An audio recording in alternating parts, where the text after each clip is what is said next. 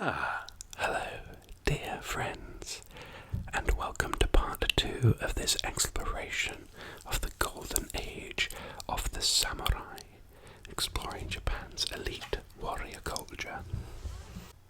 In the first part, we got onto the point where Takeda Shingen had stopped before storming the castle of Tokugawa Ieyasu, and instead had an opportunity to strike at Kyoto. He would get no further than Tokugawa Ieyasu's Noda castle, and here as the Takeda laid siege to the fortress, a lucky arquebus shot from an Ashigaru killed the Shingen as he approached the castle walls.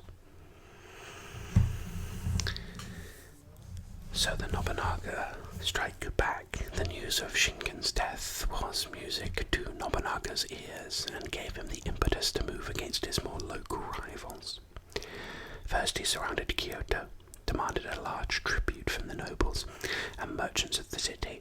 When they refused, he set fire to their homes. And next he marched a small samurai force to Ashikaga Yoshihaki's retreat near the Uji River and forced him into exile. Retribution against the Iko-Iki was next on Nobunaga's list, and he set about attacking every one of their fortresses. Many of these assaults turned into sieges that lasted for several years before the strongholds were overcome. One example was the fortress of Nagashima, located in a swampy delta between the Owari and Ise provinces. Nobunaga attacked the stronghold in 3 different sieges, using heavy artillery fire from the ships. The final siege ended in 1574, when Nobunaga built a wooden palisade around Nagashima and set it alight. Not one of the 20,000 people living at Nagashima escaped the flames. Perhaps Nobunaga's best-known victory was against the Takeda clan in 1575, in a place called Nagashino. The battle, which ended in complete rout of the Takeda, is examined in more detail in Chapter 2. Nagashino cemented the place of the arquebus in the samurai warfare and created the need for stronger stone fortresses to withstand sieges by gunpowder weapons. Nobunaga seems to have had these new fortifications in mind when he started building Azuchi Castle in 1576. The name of his castle, in combination with Hideyoshi's Momoyama Castle, lends the era its name, the Azuchi Momoyama period, which would last until 1600. Azuchi Castle was built outside Kyoto, but close enough to monitor the city's activities. Azuchi was a statement, a stone symbol of Nobunaga's power and his ambition for a permanent position at the top. Its walls were thick and high, punctured with loopholes for arquebuses to fire through, and its keep was impregnable. It was a castle fit for a conquering warlord, and it dominated the landscape. By 1581, Nobunaga was nearing his goal of unifying all of the samurai clans under his rule, but some rivals remained. The most powerful were the Mori, whom Nobunaga's general Akechi Mitsuhide had unsuccessfully tried to bring to heel. Mitsuhide's poor efforts would see him replaced by Toyotomi Hideyoshi, and would contribute to his later hatred for Nobunaga. Hideyoshi had moments of brilliance against the Mori, including his siege of the clan's Takamatsu Castle in 1582. The castle was built on low-lying land, and Hideyoshi cleverly diverted the water from 2 nearby rivers to flood the defenders out. Here's a memorial stone at the ruins of Oda Nobunaga's Azuchi Castle. Azuchi would be burned to the ground by Nobunaga's murderer, Akechi Mitsuhide. Spoiler alert. Takeda Shingen's grave in Kufu, Yamanashi Prefecture. Shingen's death provoked different responses in his rivals. Oda Nobunaga was overjoyed, and Useki Kenshin wept.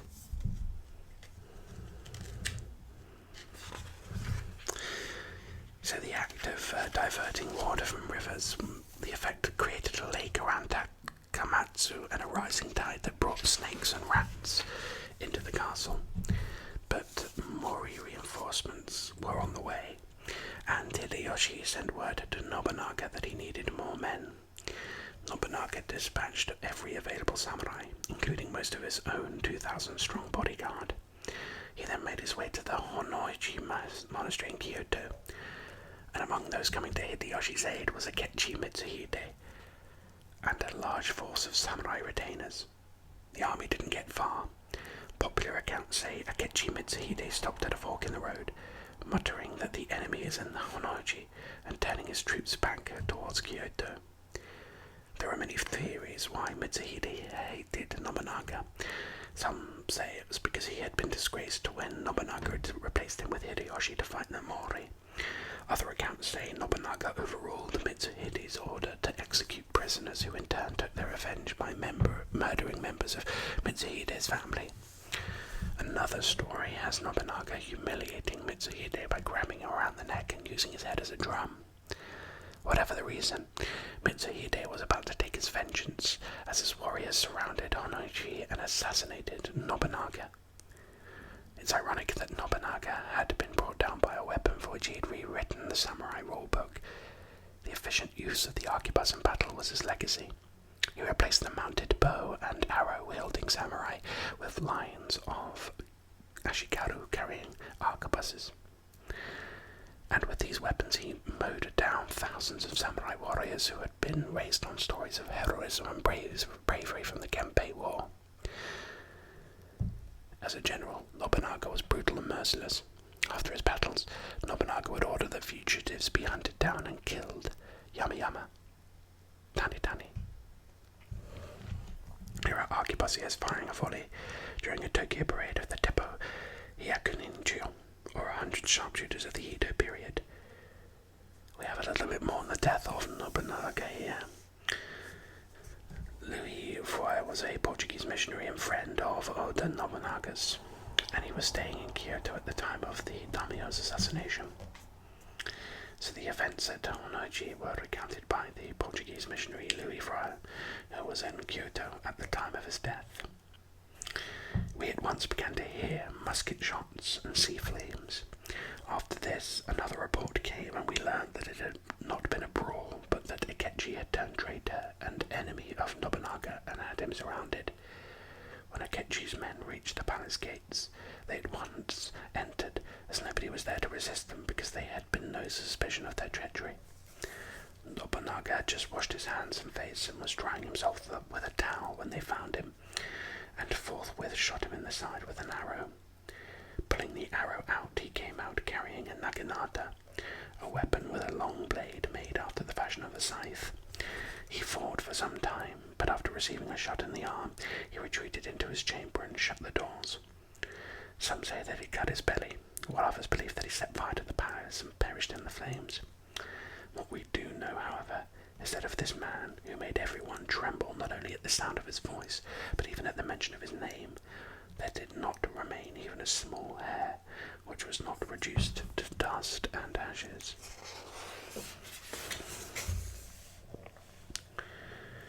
Here's a statue of Toyotomi Hideyoshi, the second of the three great samurai unifiers who was known to Oda Nobunaga as Little Monkey. So as we're learning about Nobunaga's brutality, men, women and children were burned to death indiscriminately at his sieges at Mount Hiei and Nagashima. But Nobunaga's reign could also be seen as a necessary evil on the path to unification, for the next great ruler would not unite only by conquest and putting enemy clans to the sword, but also through conciliation. So enter Toyotomi Hideyoshi, who found himself in a difficult position when the news reached him of Nobunaga's death. He was of course trying to force his enemies from their castle at Takamatsu, but also expecting enemy reinforcements at any time. Nobunaga's other great general, Tokugawa Ieyasu, was detained in Sakai. Akechi Mitsuhide had been cunning in his timing. The assassination took place when every Oda army was far from Kyoto, fighting clans still hostile to Nobunaga's rule. It would take time for them to launch a retaliatory strike, and it was also unclear whether this was their best course of action, because most samurai clans met the news of Nobunaga's death with trepidation and bewilderment. Many were pleased that he was gone, but where did it leave them? After plundering and burning Asuchi Castle, Mitsuhide began to behave like Nobunaga's successor. He sent expensive gifts to the emperor and the temples, granted Kyoto citizens a reduction in taxes, and as a result the imperial court felt obliged to cautiously congratulate Mitsuhide. Curiously, Nobunaga's son, his generals and clan, allied to the Oda, did not launch an immediate attack, although Ieyasu began massing troops. Instead, daimyo friendly to Nobunaga hesitated, all that is, except one. Hideyoshi was a brilliant negotiator, so rather than try to defeat the Mori or leave his war with them half won, he decided to cut them a deal. The Mori, all but destroyed anyway, gladly accepted Hideyoshi's terms of peace. Hideyoshi was then free to march on Kyoto, picking up numbers of samurai from friendly clans along the way. So it was that 13 days after Nobunaga's death, Hideyoshi met the pretender Akechi Mitsuhide with his vastly inferior army at Yamazaki, near Kyoto. Of the battle there is little to tell. Mitsuhide's force was swiftly and decisively overrun, and the general himself forced to flee into nearby rice fields. And here Mitsuhide was set upon by local robbers who plundered and killed him. He would be remembered afterwards as the 13-day shogun. And we have this image here of Akechi Mitsuhide suffering something of an ignominious end, chased into a rice field and murdered by robbers. The rout at Yamazaki left Hideyoshi in charge. He had wasted no time in avenging Nobunaga's death, and now looked like becoming Nobunaga's successor, and why not? The man Nobunaga called Little Monkey, after his shrunken physique, was also called War God for his military prowess. Now Hideyoshi had justified his position as his master's loyal servant even after death, a favourite theme among the samurai. Hideyoshi was also popular among his men. He was, after all, one of them. And as the epitome of the Gekkoju tradition, Hideyoshi had cast off his peasant shackles and was now heading for the pinnacle of power. Not everyone liked the idea of having Hideyoshi as ruler. Nobunaga's sons especially resented being supplanted as heirs by the Little Monkey. This would become apparent at a conference at Kiyosu Castle in Owari. The conference, which included Nobunaga's important generals and family members, was designed to deal with the tricky issue of succession and the division of Nobunaga's territory. Nobunaga's sons, Nobukatsu and Nobutaka, quickly clashed and the talks stalled, and in response the cunningly diplomatic Hideyoshi went into a adjoining room and re-entered holding Nobunaga's 3-year-old grandson Samboshi. Making Samboshi Nobunaga's heir was a shrewd move. The child was no threat to his uncles, and Nobunaga's territories could be divided up among his former generals.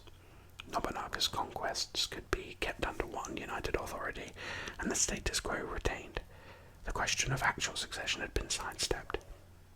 Not everyone was happy. Shibata Katsui, the senior member of the conference, had gained the Oda territory of Omi, as well as keeping his Echizen territory. This was perhaps not a large enough slice of the pie, as the disgruntled Katsui immediately formed a clandestine alliance with another conference malcontent, Oda Nobunaga. Hideyoshi, on the other hand, was given control alongside 3 other daimyos, none of whom decided to take the offer up.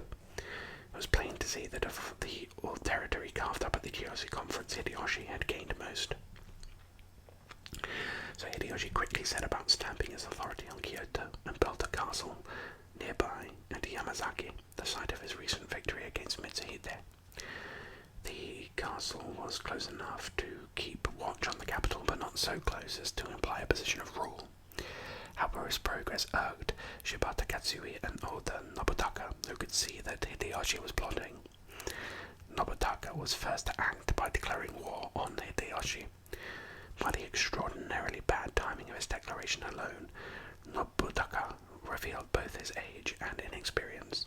This was because Katsui was snowed in at his domain at Echizen, as he was every winter, and would therefore be of no help to the impetuous Nobunaga. Hideyoshi, on the other hand, was able to act quickly and decisively. He marched his army into Nobunaga's Mino province and surrounded his headquarters at Gifu Castle. Nobunaga buckled at the sight of Hideyoshi's samurai veterans and begged for mercy. Hideyoshi in turn was lenient. It was a sign of how much Hideyoshi's style differed from Nobunaga's, who would have almost certainly have razed the castle with the rebels inside. Next, Hideyoshi moved to deal with Shibata Katsui, He was desperately waiting for an early spring thaw so he could march his army through the snowy passes of Echizen. In anticipation, Hideyoshi had built 13 forts in northern Omi against the inevitable offensive, but for a while no attack came. Instead, news arrived that Nobunaga was amassing a new army against Hideyoshi at Gifu Castle. Hideyoshi immediately marched a large force to quell this latest uprising, but at the cost of his security at Omi. And no sooner had Hideyoshi departed than a Katsui ally, Sakuma Muramasa, attacked the forts. By the time the news reached Hideyoshi, who once again routed Nobunaga's force at Gifu Castle, several of his Omi forts had fallen. Hideyoshi had no choice but to wheel his troops around and ride hard to Omi. Popular legend has Hideyoshi and his men covering the 50 miles in an improbable 5 hours. Here is Gifu Castle, the headquarters of Nobunaga's son, Oda Nobunaga, who had twice raised his armies against Hideyoshi from Gifu. And here is Shiba Katsui, a senior daimyo who could not tolerate Toyotomi Hideyoshi's rule. He would retain his honor in death despite his loyalty. So the Battle of Shizugatake that followed is considered by many historians to be the most important of Hideyoshi's career.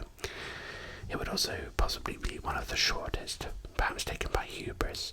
Sakuma Muramasa thought he could plant a defensive line against Hideyoshi and destroy his troops at Nobunaga, as Nobunaga had done at the Battle of Nagashino, but instead the two forces joined in a melee on the pine-covered hills around the Shizugatake fortress. Sakuma Muramasa's army splintered in defeat, and its remaining samurai beat a hasty retreat toward Echizen. Hideyoshi followed, and there was a series of desperate and bloody clashes as the Toyotomi chased the Sakuma into Echizen and right up to the walls of Katsui's Kitanoshu Castle. Katsui himself had had no part in the fighting, but when he saw the day was lost, he showed his traditional samurai spirit, setting fire to his own keep and stabbing his family to death before committing seppuku alongside 80 of his retainers. His partner, Nobunaga, also took his life in the usual ritualistic way upon hearing of Katsui's demise. Here is Hideyoshi issuing a rallying cry on his war trumpet at the Battle of Shizugatake, which was arguably his most important battle and the shortest. Just leaning up against a tree, casually calling it. Here's a monument that marks the site of the 1583 Battle of Shizugatake. It was played out among the pine trees of the hillside forest. So this battle was a decisive victory for Hideyoshi and signaled his determination to rule. He admitted this in a letter to one of his generals describing the scene at Kitanoshu Castle. I saw that if we should let Shibata get his breath, the thing would be long drawn out. I thought to myself, this is the time to decide who shall govern Japan. Those around Hideyoshi responded favourably. He was congratulated by the Tokugawa, Yuseki, and Hojo clans, and given a minor court rank by the emperor. Better still, he was brought the head of Akechi Mitsuhide, which he put on display next to the ruins of Honoji Monastery. By the end of 1582, Hideyoshi knew he was in the ascendant. He ruled over 30 provinces and had no active enemies. It was unlikely that he considered any of his long-term allies to be a threat at this time, but if samurai history had taught him anything, it was to expect trouble from unexpected quarters, and there was of course one Nobunaga's son left to fight for what he considered was his birthright. So it was that in 1583, Hideyoshi learned that Oda Nobunaga joined with none other than Tokugawa Ieyasu against him. Ieyasu was of course Hideyoshi's former comrade and the other great general who had won so much for Oda Nobunaga. Ieyasu was a powerful adversary, and if there's one daimyo with the skills and strength to win against Hideyoshi, it was probably him. When he went to war against Hideyoshi, it was less clear. Perhaps he was irritated that Hideyoshi had been the first to pick up Nobunaga's reins. And while Ieyasu had hesitated following his master's death, Hideyoshi had marched decisively against Mitsuhide and seized control. Ieyasu had also been conspicuously absent at the Kyushu conference, although the carving up of domains did not stop him becoming one of the most powerful daimyos in the country. Here is Osaka Castle. built as an impregnable fortress that would outdo Nobunaga's Azuchi castle. Absolutely stunning.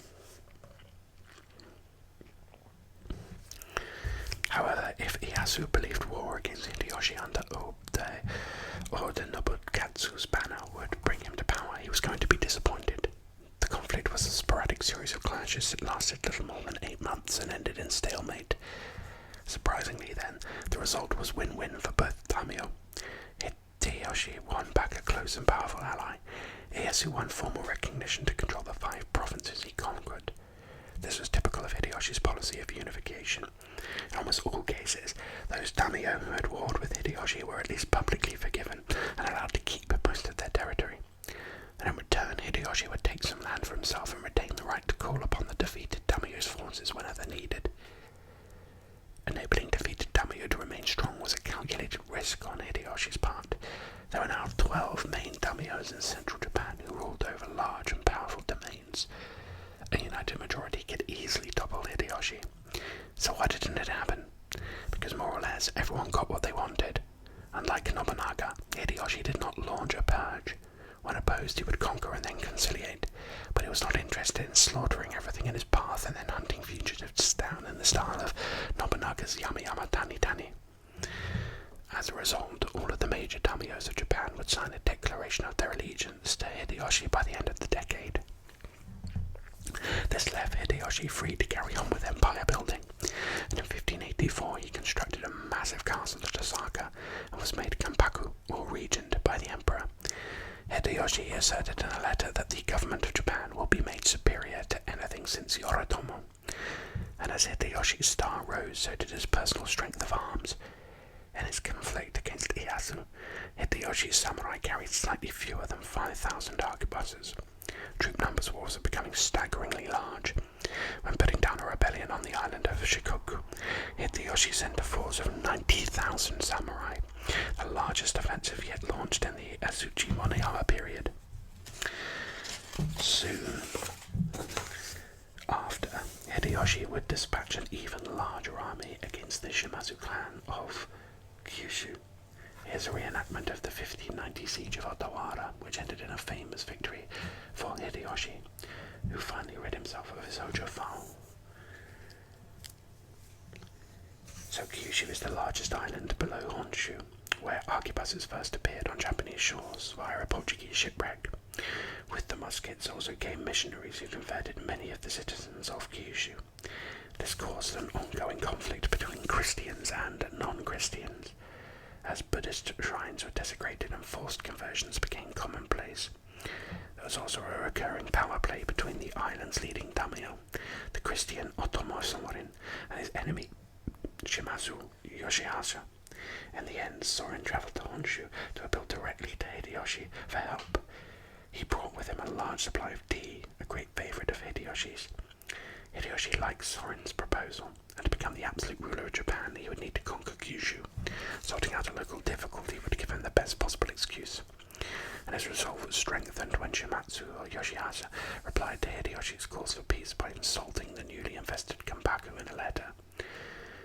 His exact words on Hideyoshi's appointment were that the emperor must have made a hasty choice. Hideyoshi's southern campaign had little chance of failing.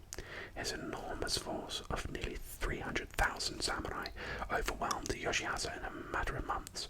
The once proud daimyo kept his promise to shave his head in defeat and become a Buddhist monk. Hideyoshi, on the other hand, returned to a hero's welcome in Osaka and a new imperial post as chancellor.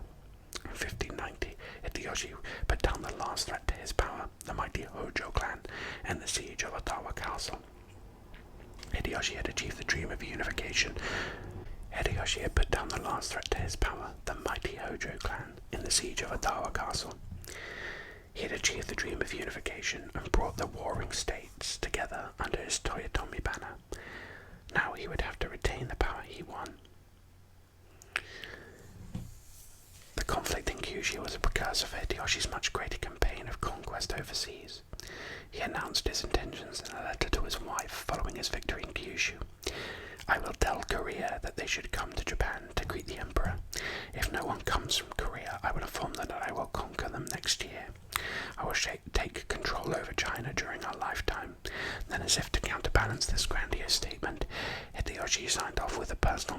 insecurity.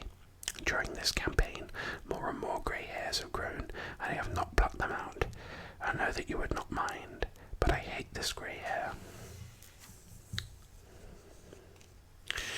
Here he is weathering a supernatural thunderstorm as all around him descends into chaos. He had no doubt that he would reign supreme over Korea and China. So Hideyoshi's next step in consolidating his control was to issue a series of edicts explaining how his rule would manifest itself in law. These social, economic and political reforms were designed to control a population moving from centuries of regional warfare into a period of peace under one central leader. The first edict concerned the missionary presence in Kyushu. For Hideyoshi and his predecessors, their Kikuju rise through the ranks would have been unthinkable without the use of the Portuguese arquebuses. Christianity, on the other hand, had become a divisive presence. It was well known in Kyushu missionaries had been secretly arming their converts. So in 1587, Hideyoshi issued an edict banning Christian missionaries from Kyushu.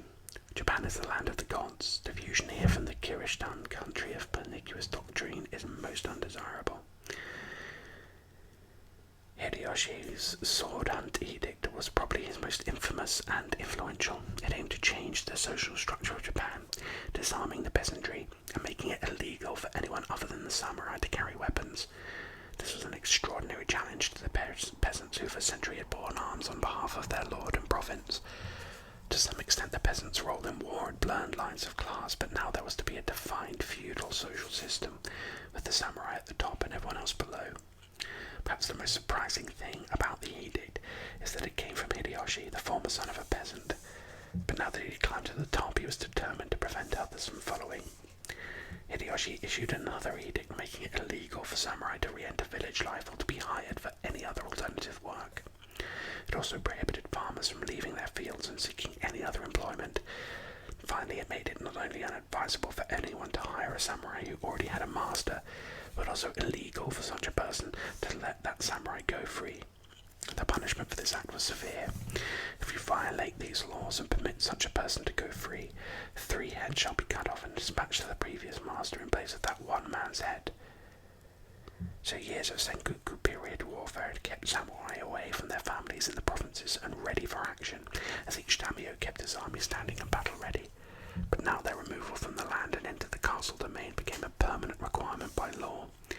Edicts aside, Hideyoshi had higher aims than simply enacting a caste system in Japan. Buoyed by hubris and his success in Kyushu, Hideyoshi was now preparing himself for another overseas campaign. As he told his wife on the previous page, he intended to invade Korea and then China. This campaign, which ran between 1592 and 96, is analysed in greater detail in Chapter 2. As his invasion of mainland Asia pressed on, Hideyoshi stayed in Japan, where, while waiting for news from Korea, he spent much time watching no drama. Hideyoshi even wrote scripts for some theatres, often concerning his own exploits. In 1592, as his samurai landed in Korea, Hideyoshi took up the position of Taiko, or retired imperial regent. This meant his heir, his nephew, Hidetsugu, could become regent. It was a move in name only. As in the true samurai tradition of cloistered rule, Hideyoshi retained complete control of all Japanese business from behind the scenes. And here is the collection of swords edict, written out specifically, as we heard. Despite being Hideyoshi's heir, Toyotomi Hidetsugu was a cruel and hedonistic samurai who enjoyed killing in cold blood. He meditates before committing seppuku.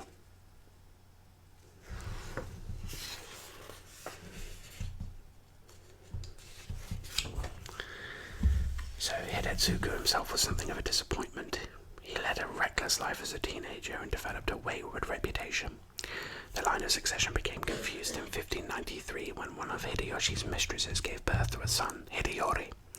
Hideyoshi's absolute adoration and affection for Hideyori was in stark contrast to his public persona. For Hideyoshi, the supreme ruler, had become a despot. Many of his labourers were simply worked to death while building new residences and castles. And this was itself perhaps not uncommon at the time, but Hideyoshi had also turned on friends and family. he forced his close confidant Sen no Rikyo, the innovator of the tea ceremony in Japan, to commit seppuku. The reason is unclear, but some say it was over a statue Rikyo ordered. He ordered built of himself, which Hideyoshi considered vain. Then Hideyoshi turned on Hidetsugu, his heir, known as the murdering regent for killing innocents in cold blood. Hideyoshi banished Hidetsugu and then ordered him to commit seppuku. Then Hideyoshi decided to ensure that there would be no claimant to the title of regent other than Hideyori. He stabbed to death Hidetsugu's 3 small children and over 30 women in his service. This was carried out in public, in the place where Hidetsugu's head was already on display. Citizens who spoke out about the murders were tortured and executed. The way now clear, Hideyori was appointed regent at 3 years of age in 1596. Hideyoshi was more or less deranged by the failure of his Korean campaign in 1594, and was enraged by the deception of his own men in incorrectly relaying the news and translating the taunting and threatening letters of rebuke from the Chinese emperor. Hideyoshi ordered a re-invasion, this time not to conquer China, but simply to punish the Koreans themselves. It was a pointless act that once again ended in defeat. In his grief and growing insanity, Hideyoshi ordered that 26 Christians be executed by crucifixion as a warning to any who wished to convert. And in 1598, Hideyoshi took to his sick bed, where he became delirious and sometimes ordered that his attendants be beaten to death. Perhaps the only thing keeping Hideyoshi alive was his obsession with retaining Hideyori as Kanpaku. And to ensure this, he created the Council of 5 Elders, regents from the most powerful samurai houses, Tokugawa, Maeda, Mori, Yasugi, and Yukita, and forced them to sign a declaration of allegiance to Hideyori. Hideyoshi made Ieyasu in particular swear an oath at his sickbed to reconfirm his declaration. It was Hideyoshi's last action before he died in his sleep a few days later. Power, absolute power, corrupts absolutely. So, Tokugawa Ieyasu is left, the last of the 3 unifiers, and their roles are commonly described thus: Nobunaga mixed the cake, Hideyoshi baked it, Ieyasu ate it. Perhaps Ieyasu had his things crossed when he swore at Hideyoshi's deathbed that he would ensure Hideyori's place as regent, for not long after Hideyoshi's demise, Ieyasu would be pronounced shogun of Japan and Hideyori would be dead. The political maneuvering for power began almost immediately after his demise. 2 years of civil war ensued as the most powerful factions struggled for supreme control. On one side were the Toyotomi clan supporters, led by a samurai bureaucrat called Ishida Mitsunari, and on the other was Tokugawa Ieyasu. Here's a scroll showing samurai dignitaries visiting Edo Castle. So while Hideyoshi launched his disastrous Korean campaign, Ieyasu stayed behind to strengthen his domain of Edo. So in the time since his uprising against Hideyoshi, Ieyasu had quietly made himself the richest and most powerful daimyo in Japan, with a yearly income that dwarfed that of Hideyoshi himself. After their clash resulted in stalemate, Hideyoshi had allowed him to keep the 5 provinces of Mikawa, Tomomi, Suraga, Kai, and Shinano. This was Hideyoshi's standard policy of appeasement for those who had risen against him, but he kept his eye on Ieyasu. It was clear that he was a clear threat. His domains were dangerously close to Kyoto. Hideyoshi would solve this geographical issue after the 1590 Battle of Odawa. The conflict freed up vast swathes of confiscated land around the eastern province of Edo, a territory fit for a king, or at least a pretender to the throne. Here is allies and arrivals. William Adams was the first Englishman to set foot in Japan. Adams' cargo of firearms was of interest to Ieyasu, who had made him a military advisor. And fascinatingly here, labore et dolore magna. Why is that? There is that, that's almost like a word processor feeling. That's interesting. I've never seen that before. The troops that allied themselves with Ishida Mitsunari and those who joined Tokugawa Ieyasu often came from very different ideologies. Mitsunari attracted disaffected Christians persecuted under the last years of Hideyoshi's reign.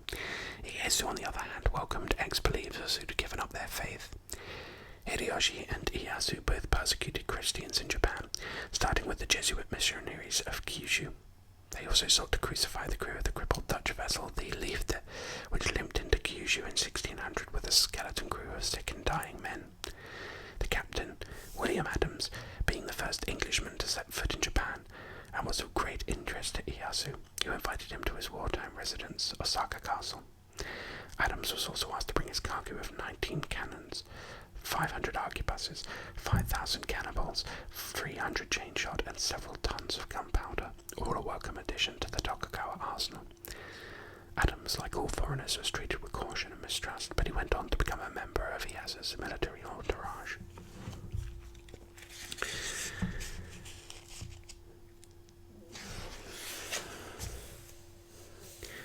Ieyasu was benefiting greatly from the moves.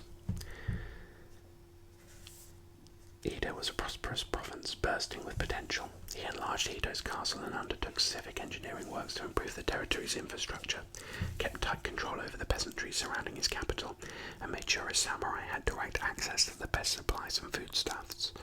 While most daimyo were forced to commit troops to Hideyoshi's disastrous Korean campaign, Ieyasu managed to avoid it altogether. Instead, he turned his attentions inward, making Edo strong and rich. By the time the bedraggled and battle-weary samurai returned from the Korean peninsula, Ieyasu had built himself a veritable empire with a revenue of over 2.5 million koku a year. A samurai's wealth was recorded in terms of their rice revenue, and 1 koku was the measure of rice needed to feed 1 man for a year. So it's perhaps no wonder that Ieyasu had ideas about seizing power from the youngster Hideyoshi, and his ambitions would not end with the title of Kanpaku. Unlike the commoners Nobunaga and Hideyoshi, Ieyasu had noble blood, Minamoto blood in his veins. This meant he could aspire to be the shogun itself, a position that in 1600 he had every intention of taking up. And after months of clandestine meetings and cloaked alliances, Ishida Mitsunari cast the first stone by attacking Ieyasu's ally Toriyama Tada in Hideyoshi's recently built castle at Fushimi. So began a long series of skirmishes and sieges that would reach a climax on the 21st of October at the Battle of Sekigahara, which is analysed in more detail in the next chapter. In the years following his victory at Sekigahara, Ieyasu consolidated his rule over the other daimyo of Japan. His allies were rewarded, but those who had opposed him or remained neutral lived difficult lives. His most trusted daimyo were handed territories where they could watch over those whom Ieyasu mistrusted the most. These daimyo were forced to build or pay for the construction of citadels, castles, and other great buildings. In addition, restrictions were put on the sizes of their own fortresses, and they were expected to spend a great deal of their time moving to and from the capital. With their fortifications, wealth, and free time limited, usurping daimyos had little option to follow the Tokugawa line. Meanwhile, Ieyasu was harvesting the fruits of his labour.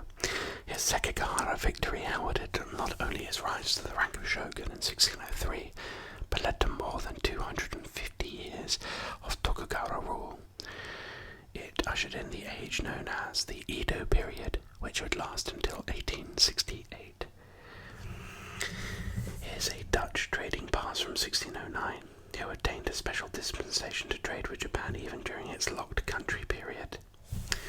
And Sanada Yukimura is shown hiding at the siege of Osaka. So failing to break through Yukimura's defences at Osaka, Ieyasu tried to bribe him instead. So Ieyasu continued Hideyoshi's policy of political reform, but issued his own series of edicts and further divided the classes along feudal lines. Samurai were to become a closed caste at the top of the social hierarchy and were expected to behave accordingly. Those with royal blood were also targeted. Ieyasu's 1613 Kugeshata document placed heavy restrictions on Japanese mobility and all but limited their role to carrying out ceremonial function. An even harsher document, the 1614 Christian Expulsion Edict, banned Christianity from being practiced in Japan and forced all Christians and foreigners to leave the country. In addition to his edicts, Ieyasu announced that there would be no more wars, which in effect made the samurai warriors who lived and died by the sword redundant. So as a result, Ieyasu started disbanding the clan armies and the provinces, leaving many samurai suddenly out of work. These unemployed samurai without a master to serve were called ronin, or wave men. destined to wander aimlessly like the waves in the sea. To counter the rising tide of drifting ronin, Ieyasu reluctantly allowed for samurai to take part in personal duels. Hundreds of thousands of ronin wandered from town to town, looking for suitable opponents to test out their training and talents. And a ronin's first port of call upon entering a new town was its sword-fighting school, many of which sprang up around Japan during the Edo period. Samurai warriors were handsomely paid to teach at these schools, although it was a risky vocation. If the master of a school lost a duel with a travelling ronin, he had to resign, assuming he was still alive. Samurai duels were frequently fought to the death, and were often anything but honourable. It was common for a group of samurai to lie in wait to ambush a single swordsman. But despite this, duelling between ronin became so popular that Ieyasu moved to limit the growing number of fatalities by introducing two less harmful dueling swords. One was the bokken, made from solid wood, and the other was the shinai, made from bamboo slats. The shinai is still used today in the modern martial art of kendo. Besides officially sanctioned duels between samurai, there were brawls and street fights. Incidents of this entirely dishonourable form of combat grew increasingly common during the Edo period, and in an attempt to busy the peacetime samurai, Ieyasu encouraged them to learn arts such as calligraphy and poetry, and to follow Buddhism. His encouragement was formalised in Ieyasu's Bushido, or Rules for Martial Families. This was a strict code to govern samurai behaviour during times of peace and helped inform the formal codes of bushido published later in the Edo period. This is a scroll depicting a ronin duel from the Edo period. Duels from masterless ronin were such a frequent occurrence that they became punishable by seppuku. And a bronze urn supposedly holding the last remains of Tokugawa Ieyasu at the Doshogu Shrine in Nikko, Tochigi Prefecture.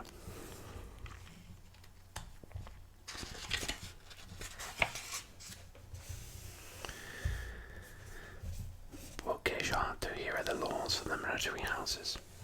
Literature, arms, archery, and horsemanship are systematically to be the favourite pursuits. Literature first and arms next to it was the rule of the ancients. They must both be cultivated concurrently. Archery and horsemanship are the more essential for the military houses. In times of peace and good order, we must not forget that disturbances may arise. Dare we omit to practice our warlike exercises and drills. Drinking parties and gaming amusements must be kept within due bounds. Offenders against the law are not to be harboured in the feudal domain. To disregard the law laid down by us is an offence that will not be treated with leniency. Throughout the domains, whether of the greater or lesser barons or of the holders of minor benefices, if any of the gentry or soldiers in their service be guilty of rebellion or murder, such offenders must be at once expelled from their domain. Henceforth, no social intercourse is to be permitted outside of one's domain, with the people, gentry and commoners of another domain. The residential castles and the domains may be repaired, but the matter must be invariably reported. Still more imperative is that the planning of structural innovations of any kind must be absolutely avoided. A castle with a parapet exceeding 100 g is a bane to a domain. Crenellated walls and deep moats of castles are the causes of anarchy. If a neighbouring domain innovations are being hatched or cliques being formed, the fact is to be reported without delay. Marriages must not be contracted at private convenience. As to the rule that the daimyo shall come to the shogun's court at Edo to do service, there must be no confusion in respect of dress uniforms as regards the materials thereof. The distinction between lord and vassal, between superior and inferior, must be clearly marked by the apparel. In recent times, retainers and henchmen have taken to wearing rich damasks and silk brocade. This elaborate display was not allowed by the ancient laws, and it must be severely kept within bounds. Miscellaneous persons are not at their own pleasure to ride in palanquins. There are families who, for special reasons from old, have inherited the privilege of riding in palanquins without permission from the authorities, but latterly even sub-vassals and henchmen of no rank have taken so to riding. This is a flagrant impertinence. So palanquins are like large boxes that are held up by people that are run like a kind of stagecoach being held on the shoulders of people and run throughout town like a kind of taxi. The samurai throughout the provinces are to practice frugality. Those who are rich like to make a display, whilst those who are poor are ashamed of not being on a par with the others. There is no other influence so pernicious to social observances as this, and it must be kept strictly in check. The lords of the great domains must select men of capacity for office. The way to govern a country is to get hold of the proper men. The merits and demerits of retainers should be closely scanned, and reward or reproof unflinchingly distributed accordingly. Well, there you have it, the Bukeshihato. So when it comes to taming the samurai, the Bukeshihato aim to arm samurai warriors with a philosophical and cultivated outlook to replace their warmongering and desire for battle. In reality, many samurai gave up their swords to become bureaucrats, farmers and teachers, professions unthinkable to the warriors who had come before them. Most samurai prayed for an outbreak of war or a local rebellion so they could once again flex their sword-fighting muscles.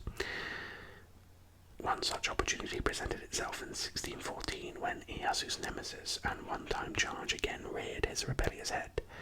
While Ieyasu had spent the period after Sekigahara keeping Daimyo weak and ineffectual, he had kept his best punishment for Hideyori himself.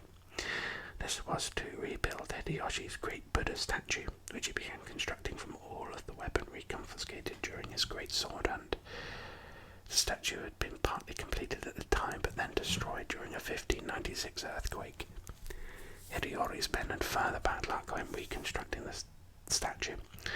At the point where only the head was left to attach, the statue of Buddha's body caught fire and burned to the ground.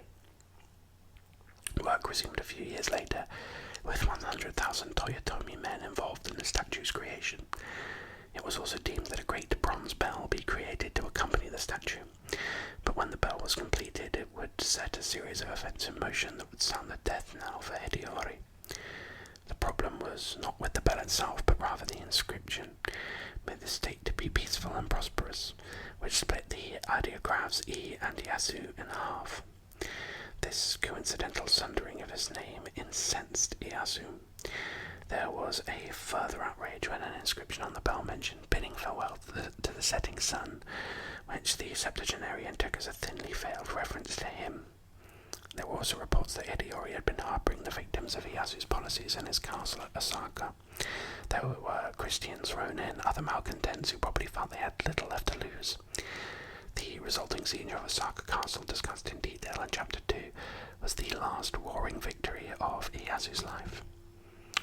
So unlike his two great unifying counterparts, Nobunaga and Hideyoshi, Ieyasu's hold on Japan would remain in place for centuries. The Edo period represented 250 years of peace in Japan under the Tokugawa shogunate. Outliving all of the three unifiers is a Japanese saying that describes their role. Nobunaga mixed the cake, Hideyoshi baked it, Ieyasu ate it. But for Ieyasu there was little time to enjoy the period of peace following the siege of Osaka Castle. He was taken ill the following year and died in 1616. It was said he grasped his sword until the end. And with that, I think we should put a pin in it, a katana in it, to pick up next time for more fascinating samurai history. Thank you for joining me, and until then,